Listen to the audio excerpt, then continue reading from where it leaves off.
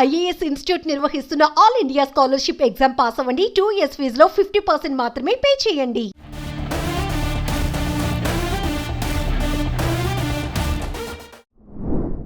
ఒరేయ్ నీకుంటదిరా, ఈ మాట మీరు ఎప్పుడైనా అన్నారా? పోనీ ఎవరైనా అంటుంటే విన్నారా? కానీ ఏపీలో మాత్రం ఇప్పుడు అదే జరుగుతోంది. వైసీపీ అధికారంలో ఉన్నప్పుడు అప్పటి ప్రతిపక్షాలు టీడీపీ జనసేన నేతలపై సోషల్ మీడియాలో పోస్టులు పెట్టినప్పుడు ఆ పార్టీ నేతలు ఖచ్చితంగా ఇదే మాట అనుకుని ఉంటారు, ఒరేయ్ నీకుంటదిరా అని. సరిగ్గా ఇప్పుడు అదే జరుగుతోంది. సోషల్ మీడియాలో అప్పుడు రెచ్చిపోయిన వారికి ఇప్పుడు చుక్కలు కనిపిస్తున్నాయి. అధికారం మారిపోవడంతో అప్పటి సోషల్ మీడియా పులులకు ఇప్పుడు బోన్లు సిద్ధమవుతున్నాయి. ఆ లిస్టులో ఎవరెవరు ఉన్నారో తెలుసా? సెన్సేషనల్ డైరెక్టర్ రామ్ గోపాల్ వర్మ, శ్రీరెడ్డి, పోసాని కృష్ణమురళి వీళ్ళందరికీ గురిపెట్టేశారు. ఒక్కొక్కరిపైన ఏపీలో కేసులు నమోదవుతూనే ఉన్నాయి. అందుకే ఒరేయ్ నీకుంటదరా అనే మాట ఇప్పుడు గుర్తుకొస్తోంది.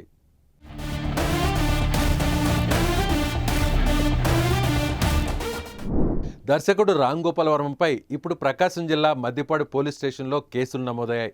వర్మకు నోటీసులు ఇచ్చేందుకు పోలీసులు హైదరాబాద్కు బయలుదేరి వచ్చారు. సరే, వైసీపీ అధికారంలో ఉన్నప్పుడు రామ్ గోపాల్ వర్మ చేయని కామెంట్ లేదు. ఏ ఛాన్స్ దొరికితే ఆ ఛాన్స్తో చంద్రబాబు, లోకేష్, పవన్ కళ్యాణ్ పైన రకరకాల కామెంట్స్ చేశారు. వర్మ ఎప్పుడు ట్వీట్ చేసినా అది న్యూస్లో హెడ్లైన్గా మారేదని అందరికీ తెలుసు. అయితే ఇప్పుడు మద్దిపాడు పోలీస్ స్టేషన్లో వ్యూహం సినిమా ప్రమోషన్ టైంలో పెట్టిన ట్వీట్లపైన కేసు నమోదైంది. టీడీపీ అధినేత చంద్రబాబు, లోకేష్ అలాగే జనసేన నేత పవన్ కళ్యాణ్లపై వ్యక్తిత్వాన్ని కించపరిచేలా రామ్ గోపాల్ వర్మ ట్వీట్ చేశారన్నది ఆ ఫిర్యాదులో సారాంశం. నిజంగానే ఆ రోజు టీడీపీ కార్యకర్తలంతా అనుకుని ఉంటారు, ఒరేయ్ మేము అధికారంలోకి వచ్చాక నీకుంటదిరా అని. సరిగ్గా ఇప్పుడు అదే జరుగుతుందేమో అనిపిస్తుంది. రామ్ గోపాల్ వర్మ పైన ఖచ్చితంగా చర్యలు ఉంటాయని చర్చ కూడా ఏపీ రాజకీయ వర్గాల్లో బలంగా వినిపిస్తోంది. అప్పుడు వర్మ చేసిన ట్వీట్లపై అందరూ ఇప్పుడు కేసులు నమోదవుతుంటే గుర్తు చేసుకుంటున్నారు. సినీ రచయిత, దర్శకుడు పోసాని కృష్ణమురళి పైన కూడా విజయవాడ భవానీపురం పోలీసులకు జనసేన నాయకులు ఫిర్యాదు చేశారు. వైసీపీ అధికారంలో ఉన్నప్పుడు పోసాని చేసిన కామెంట్సే ఇందుకు కారణమంటూ జనసేన నాయకులు ఫిర్యాదులో పేర్కొన్నారు. హైదరాబాద్ ప్రెస్ క్లబ్లో 2021 సెప్టెంబర్ 28వ తేదీన 2024 ఏప్రిల్ 22న వైసీపీ కార్యాలయంలో పవన్ కళ్యాణ్ పైన పోసాని చేసిన విమర్శలను సాక్ష్యంగా చూపించారు. అప్పుడు పోసాని చేసిన కామెంట్స్ను పవన్ కళ్యాణ్ వ్యక్తిగత ప్రతిష్టను దెబ్బతీసే విధంగా ఉన్నాయన్నది జనసేన నేతల ఫిర్యాదులో కనిపించిన మాట.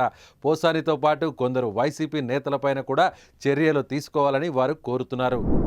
ఇక శ్రీరెడ్డి విషయానికి వస్తే ఈమెమీ తక్కువ కాదు. సినిమా ఇండస్ట్రీలో కాస్టింగ్ కౌచ్ కథతో వెలుగులోకి వచ్చిన శ్రీరెడ్డి సోషల్ మీడియాలో కొంత ఎక్కువగానే కనిపించింది.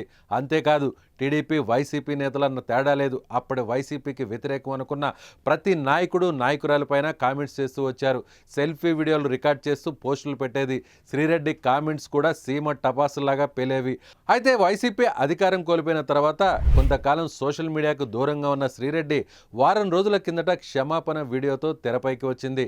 చంద్రబాబు, పవన్ కళ్యాణ్, లోకేష్ అందరినీ వేడుకుంటూ 2 చేతులు జోడించి తనను క్షమించాలని కోరింది. అది కూడా ఓ సంచలనమే.